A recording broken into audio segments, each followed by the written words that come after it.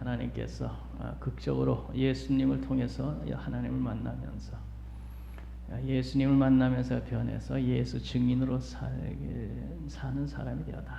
그래서 일평생 이 예수를 위해서 내가 살리라.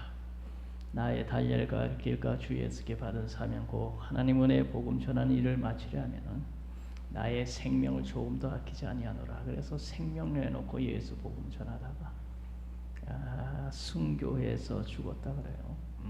그러니까 예수를 얼마나 사랑하는지 모르죠. 예수를 박해하던 사람이 극적으로 예수 만나고 이 예수님이 정말 살아계시는구나. 오늘 말씀에 보면 예수 부활을 전하기 때문이라. 18장 끝에 보면 가는 곳곳마다 예수 바울이 전한 건 예수 십자가에 사람들이 달려 죽였으나 그는 살아나셨다. 그 예수는 우리 죄 때문에 십자가에 죽으셨지만 그는 살아나셨다. 그를 믿는 자는 멸망치 않고 영생을 얻는다. 예수님처럼 부활한다. 그 메시지 핵심이 그거예요. 예수 십자가에 죽으셨으나 살아났다. 우리도 그 예수 믿으면 영생 얻고 부활한다. 메시지 핵심이 그거야. 근데 가는 곳곳마다 예수 부활을 전하니라. 그래서 이 귀한 예수님의 십자가 부활이 너무 귀하기 때문에 나의 생명을 이 복음 전하는 일을 하는 데 있어서 생명도 아끼지 않겠다.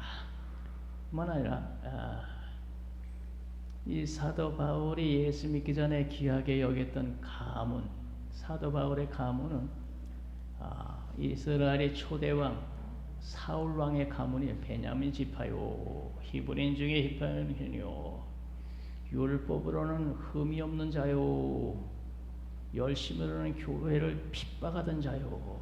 필립보 3장에 뭐 그러지. 가지가지 공부도 그 가말리엘 문화에서 최고 학부를 공부한 사람이요. 그런데 예수 그리스도를 만난 후에는 내 주 예수 그리스도를 아는 지식이 가장 고상한 것을 알고 이전에 내가 자랑스럽게 여긴 것을 다 배설물처럼 내버렸다. 이렇게 말한단 말이야. 그러니까 예수 그리스도를 만난 후에 예수님이 얼마나 귀하다는 것을 이 사람이 깨닫고 이전에 자랑으로 여기던 것을 나가 다 배설물로 여기노라. 그리고 내 주 예수 그리스도를 아는 지식이 가장 고상함을 인함이로다. 예수를 만나고 보니까 예수님을 아는 지식이 가장 고상하고 거기에 생명이 있다는 것을 알고 소망이 있다는 것을 알고 그래서 목숨 걸고 예수 부활을 전해다. 그러니까 예수 부활보다 더 귀한 소식은 없다. 이렇게 믿은 겁니다. 그래서 사실 그렇잖아요. 세상에서 부귀영화 누리고 다 살다가 마지막 지옥 갔다가 아무 의미가 없잖아요. 그런데 우리는 예수 믿고 세상 살다가 영생 얻고 부활했다. 장차 부활할 사람 되었다. 천국 간다. 거기에 세상에서 살아봤자 7, 80년 살다가 끝나는 건데 예수님처럼 부활해가지고 천국에서 영원히 복되게 사는 건 너무 귀한 일이잖아요. 그러니까 사도 바울이 이것을 확실히 믿으니까 세상 것을 다 배설물처럼 여기고 예수만을 귀하게 여겼다. 그러니까 오늘 우리들도 이 세상 살면서 가장 귀한 건 주 예수보다 귀한 것 없네. 부귀 영화 명예로도 바꿀 수 없네. 그러니까 예수보다 귀한 게 세상에 없죠. 이 세상에. 믿습니까? 예수보다 귀한 게 없죠. 사도 바울만 그런 게 아니고 오늘 우리들도 세상 살면서 예수보다 더 귀한 것은 없죠. 그 안에 생명이 있잖아요. 살 길이 있잖아요. 나는 부활이요 생명이 나를 믿는 자는 죽어도 살겠고 살아서 나를 믿는 자는 영원히 죽지 아니하리라. 내가 그 길이요 진리요 생명이 나로 말미암지 않고는 아버지께로 올 자 없노니. 예수 안에 길이 다 있는 거예요. 살 길이 있는 거예요. 예수 안에 복된 길이 있는 거예요. 예수 안에 천국 갈 길이 있는 거예요. 예수 안에 모든 문제 해답의 길이 있는 거예요. 예수 안에. 그러니까 예수처럼 귀한 게 없어요. 사도 바울은 이것을 깨닫고 과거에 줬던 그 배설물로 난 던져버리고 난 예수만 위해 살 거야. 그래가지고 죽도록 복음 전하고 매를 두들겨 맞으면서 고린도후서 11장에 보면 40에 하나 감한 매를 세 번 받았나 5번 맞았나 40에 하나 감한 매를 3번 받고 최미성 군사님 몇 번 맞았다 그랬죠?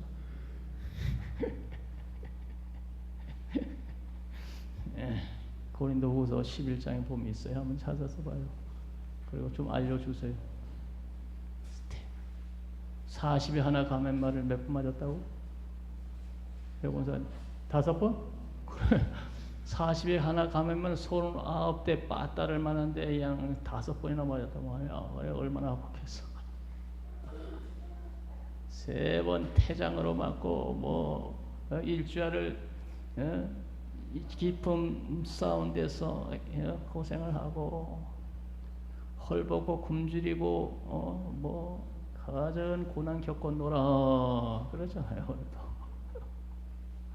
그러면서도 예수가 귀하니까 끝까지 예수 붙잡고 사는 거예요. 그래도 나는 예수 붙잡고 살면 죽으면 천당 갈고 나는 예수님처럼 부활할 거야. 괜찮아. 죽어도 예수, 살아도 예수야 나는. 그러니까 얼마나 예수를 귀하게 여겼기 때문에 이렇게 열심히 예수 전하는 거야. 예수보다 귀한 건 없죠. 자, 그래서 우리 16절 다 같이 읽읍시다. 바울이 아덴에서 그들을 기다리다가 그 성이 우상에 가득한 것을 보고 마음이 격분하여. 아덴은 아테네를 말합니다. 소크라테스, 플라톤, 아리스토텔레스의 고향이 아덴, 아테네, 그 철학의 도시예요. 그런데 거기에 우상이 가득했다는 겁니다. 나는 유일신 하나님 섬기는데 이 사람들은 우상이 가득했다.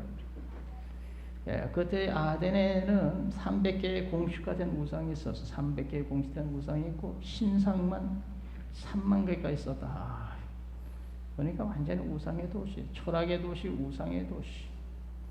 그런데 유일신 하나님을 믿는 사도 바울의 눈에 우상이 가득한 것을 보니까 분개한 마음이 일어났어요. 이런 이 썩어빠진 이렇게 우상을 많이 섬긴 우상의 도시를 이거 참 여기 예수 전해야 되겠구나 하는 우상을 섬기는 걸 보고 격분했다.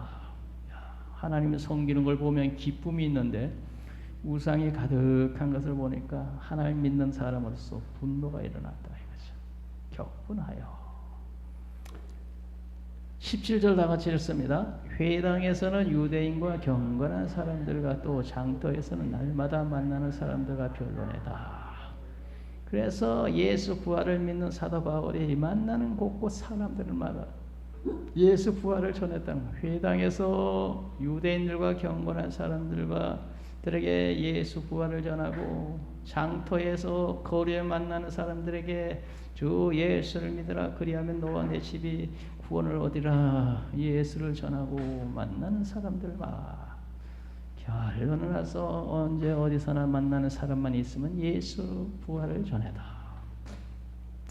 자, 18절 다 같이 읽습니다. 어떤 에피쿠로스와 스토아 철학자들도 바울과 쟁론할세.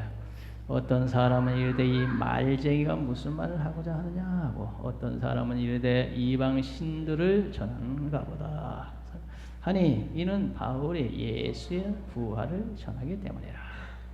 예수 부활 전했다 그러잖아요. 그런데 아테네는 2개의 철학의 계파가 있었다 그래요. 에피쿠로스 학파하고 스토아 철학 그 학파가 있었는데 그 스토아 철학을 하는 사람들은 금욕주의라고 해요. 금욕주의. 이것저것 다 절제하고 하면서 아주 금욕.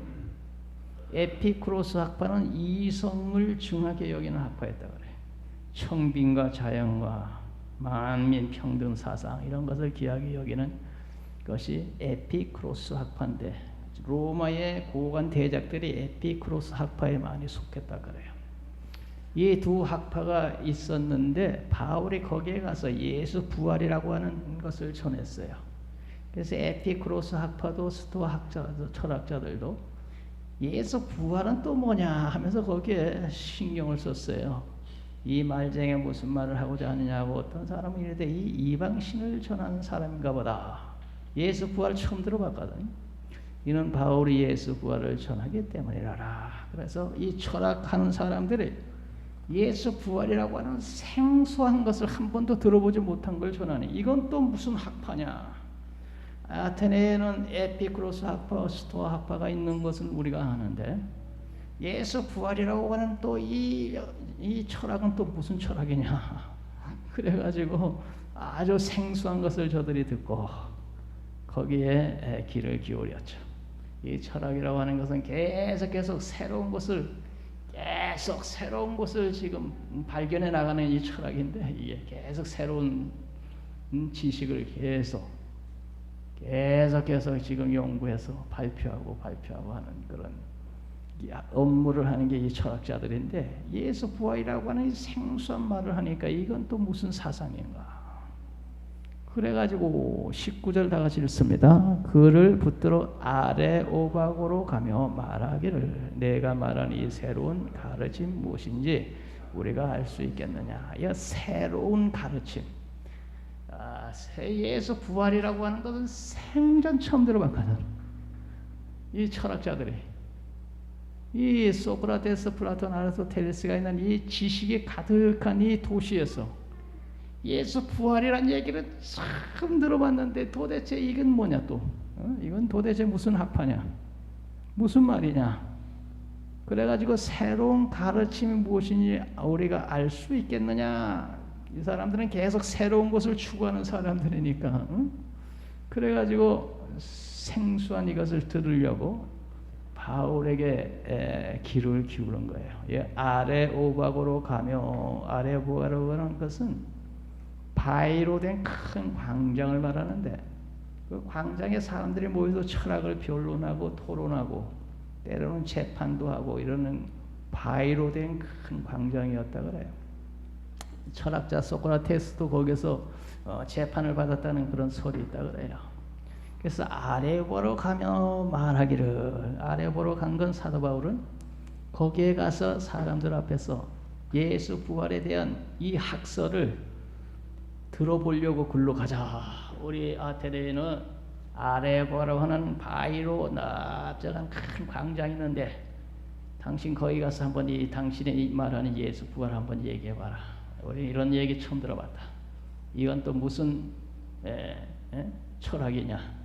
그래 아레오바로 가며 말하기를 내가 하는 이 새로운 가르침. 끊임없이 새로운 것을 추구하는 거야. 이 사람들이 끊임없이 새롭고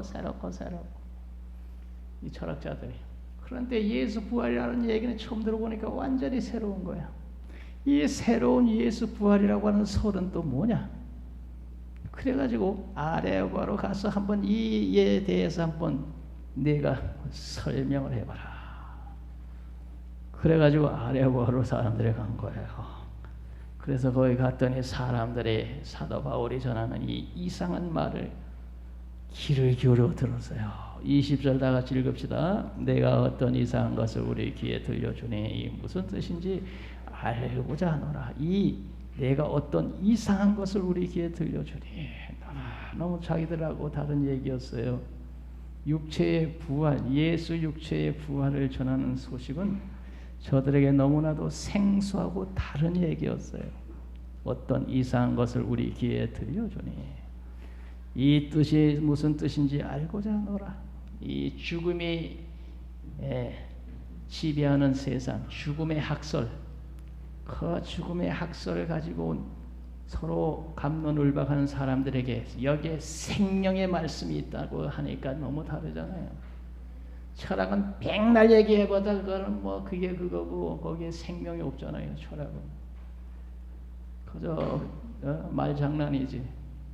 그 말장난에 지나지 않는 그들에게 여기에 생명의 말씀이 있다. 예수는 십자가에 죽었지만 그 육체가 부활했다. 생명의 말씀을 전하니까 말장난하는 저들에게 너무나 생소하고 다른 것이었어.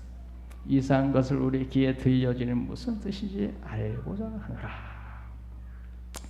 자, 우리 21절 다 같이 읽읍시다. 모든 아덴 사람들은 거기서 나그네 된 예구인이 가장 새로운 것을 말하고 듣는 것 외에는 달리 시간을 쓰지 않으리라. 철학을 추구하는 사람들, 늘 새로운 것을 추구하고 갈구하는 사람들, 그들에게 완전히 새로운 소식 예수 부활을 전하니 그 아덴 사람들과 거기서 나그네 된 예구인들이 가장 새로운 소식 예수 부활을 말하는 듣는 것 외에 달리 시간을 쓰지 않고 귀를 기울이고 예수 부활 복음을 아주 귀를 기울이고 들었죠.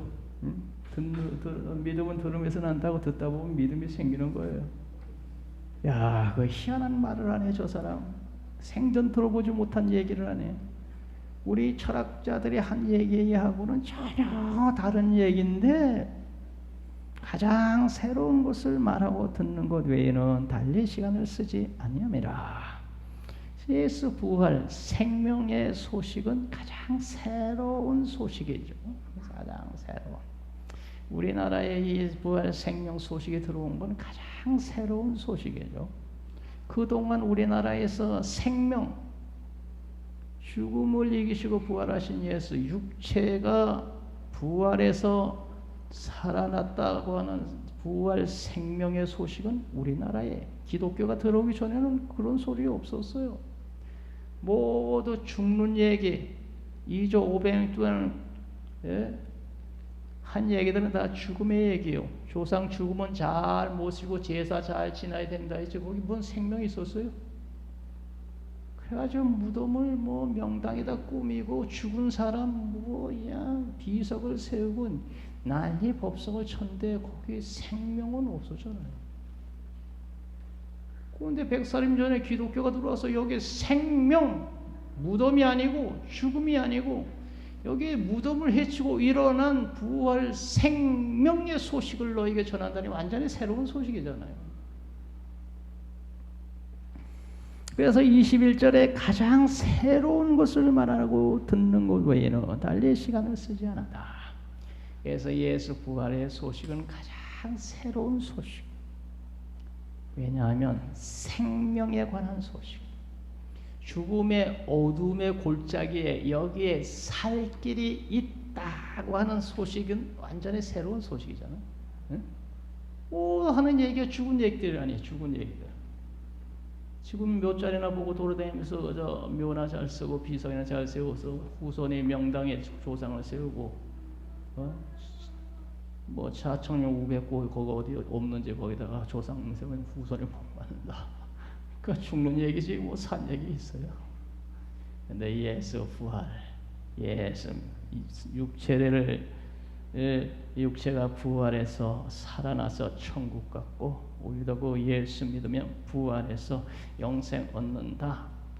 죽음의 얘기만 하는 사람들에게 생명의 얘기를 전하니 완전히 새로운 소식이 우리 대한민국에 들어와서 전파된 거예요. 그래서 그 소식을 들은 사람들이 한 사람 두 사람 그 애를 기울이고 듣고 예수 영접하고 믿고 그래가지고 우리 기독교가 이렇게 번성했잖아요. 우리 이 나라가 소망 있는 나라가 됐어요. 생명을 소유하는 소망의 나라가 된 거예요. 소망의 나라가 됐으니 생명 산 곳에는 역사가 일어나는 거거든요. 역사. 죽은 사람은 역사 있어요? 죽었는데 뭔 역사가 있어? 죽은 사람은 말이 없고 잠잠해. 침묵에 아무 역사도 없어요. 그런데 생명이 있는 것은 역사가 있는 거예요. 역사. 그리고 예수 생명이 이 나라에 들어오니까 역사가 일어나기 시작했어요. 그래가지고 5,000년 동안 가난하게 힘들게 살던 우리에게 하나님의 생명 역사가 일어나면서 이렇게 영혼이 살고 육체가 사는 역사가 이 나라에 일어난 거예요. 할렐루야. 그래가지고 지금 이 조그만 나라가 세계 10대 무역 강국이 되고 어느 나라도 무시할 수 없는 그런 나라로 이렇게 돋았잖아요. 어느 나라도 무시할 수 없는 한국이라고 하는 아주 코리아 유명한 나라가 됐어요. 유명한 나라. 부강한 나라가 됐어요. 어떻게 돼서 그런 역사 역사가 일어났나? 생명의 이 나라에 들어오면서 예수 생명의 역사가 우리나라를 이렇게 산 역사를 일으켰다. 그래가지고 우리나라가 이렇게 영적으로도 살아있고 육적으로 살아있고, 지금 뭐 소수자를 위한 뭐 헌법이 계속 국회에 제출돼도 국회의 3분의 1이 기독교인이에요. 목사님들이 자기네 교인 국회의원에게 당신 그거 막지 못하면 당신은 다음엔 국회엔 떨어질 줄 알아. 우리나라에서는 그 통과를 할 수 없어. 이건 뭐 좌파고 우파고 없어요. 우리 기독교인들은 모두 다 마찬가지예요. 당신 그거 통과시키면 다음에 국회의원 안 될 줄 알고 각오하고 있어. 어떤 일 있어도 국회 통과되지 못하도록 당신 그거 막아야 돼. 그러니까 지금 국회에 그게 몇 번 올라간데도 통과가 안 돼요. 기독교인이 그렇게 많고 그거 통과시키려고 하면 우리 기독교인들 날 들고 일어나 대모를 하고 난리 법석하시니까 겁이 나서 통과를 못 시켜. 다음에 국회의원 떨어질까 봐. 그렇게 기독교가 파워 있는 나라가 세상에 별로 없어요. 기독교가 그렇게 파워가 있는 나라가. 그게 예수 부활 생명이 들어와서 그런 거예요. 22절 다 같이 읽읍시다. 바울이 아레바오 가운데 서서 말하되 아덴 사람들아 너희를 보내 범사에 종교심이 많도다. 그래서 바울에게 예수 부활 전할 수 있는 기회가 온 거예요. 아레바오바고 그 바위로 된 큰 광장 그 단에 올라가서 사도 바울이 아덴 사람들아 너희를 보니 범사에 종교심이 많도다. 왜 종교심이 많은 걸 알았어요? 그 도시에 우상이 가득한 걸 보니까 종교심이 많구나. 종교심이 많은 그런 민족도 있고 그런 사람도 있고 그래요. 어떤 사람은 종교에 대해 전혀 관심이 없는 사람이 있어요. 종교 안 한 거 전혀 관심이 뭐 나는 기독교는 불교는 그런 데 대해서 일제는 관심이 없어. 내 평생 내 절에도 한번 가본 적도 없고 난 교회도 한번 가본 적도 없어. 아주 종교심이 전혀 없는 사람이 있어요. 근데 어떤 사람은 절에 열심히 다니는 종교심 있는 사람이 있고, 그 종교심이 있는 사람이 교회에 와가지고 교회에서 열심히 기도하다가 은사를 받아가지고 가지가지 은사의 역사를 일으키고 또 예수 열심히 잘 믿는 그런 사람도 있어요. 종교심을 예수 믿는 데 쓰면 아주 좋은 게 있는데 잘못된 데 쓰면 저 무당이 되고 절에 가서 불공 드는 데 힘쓰고 그래요. 그 종교심 바로 잘 써서 예수 믿는 데 활용만 하면 참 좋은 건데. 그래서 사람마다 그 종교심이 서로 달라요. 근데 오늘 우리들은 예수 그리스도를 믿는 이 종교심을 가지게 되었다는 거. 참 하나님의 은혜인 줄 믿습니다. 23절 읽습니다. 내가 두루 다니며 너희가 유하는 것을 보다가 알지 못하는 신에게라고 새긴 단도 보았으니 그런 너희가 알지 못하고 유하는 그것을 내가 너희에게 알게 하리라. 알지 못하는 게 사도 바울이라고 하는 사람이 두루 다니다가 보니까 알지 못하는 신이라고 쓴 그 패가 있더라는 거야. 알지 못하는 신. 그 알지 못하는 신을 내가 오늘 너에게 소개하리라. 이렇게 하는 거야. 그 알지 못하는 신이라는 건 뭐냐? 그 알고 봤더니 그 BC 6세경에 아레오바고 그 동네에 큰 질병이 만연해가지고 수많은 사람이 죽어갈 때에 구레네 사람인 에피메니테스라고 하는 사람이 와서 이 병고로부터 구해주고 많은 신에게 감사 제사를 드렸다는 거야. 그런데 많은 신에게 감사 제사를 지냈는데 혹시 몰라서 빼놓은 신이 있다면 그 신이 분노할까봐 하나도 빼놓은 신이 없도록 하려고 알지 못하는 신이라. 질병으로 많은 사람이 죽어갈 때 이 구레네 사람 에피메니테스가 와가지고 병으로부터 구조를 해줬는데 그것은 그 많은 신이 그를 통해서 질병에서 구해줬다고 이렇게 믿고 신들에게 감사했는데 혹시 알지 못하는 신이 있어서 빠져서 감사를 안 드렸으면 이 신이 분나고 일어나서 화를 미칠까봐 빠진 신이 없도록 하려고 알지 못하는 신에게도 이렇게 썼다는 거야. 그래서 사도 바울이 알지 못하는 신에게라고 하는 쓴 걸 봤는데, 너희들이 알지 못하는 그 신을 내가 오늘 여러분에게 소개한다 했더니 사람들이 눈이 동그래져 가지고 귀를 기울이고, 그 신이 누굴까? 그 신은 어떤 신일까? 눈이 딱 그래져 귀를 기울여 가지고 알지 못하는 신을 우리에게 알게 한다는데, 그 신은 무슨 신일까? 귀를 기울이가 눈이 동그래서 반짝반짝하면서 사도 바울을 쳐다봤겠죠. 그때 사도 바울이 그들에게 천지를 창조하신 하나님과 예수 부활을 전한 거야. 할렐루야. 우리가 그 예수 알지 못하는 그 신을, 예수 그리스도 하나님 믿고 알게 된 것이 우리에게 큰 축복인 줄 믿습니다. 옛날에 몰랐잖아. 그런데 우리가 이제 기독교가 들어오면서 그 하나님을 알게 되었고, 그를 통해서 세상에 오신 예수 그리스도를 알게 되었잖아. 알지 못하던 신을 우리는 알게 된 사람들, 복받은 사람들인 줄 믿습니다. 거하신 아버지, 알지 못하는 신을 알고 복된 사람 된 것을 감사합니다. 우리가 알지 못했던 하나님 예수님을 알고 믿게 된 것 감사합니다. 더 우리 주님 사랑하고 우리 하나님 사랑하게 도와주옵소서. 예수님의 이름으로 기도드리옵나이다.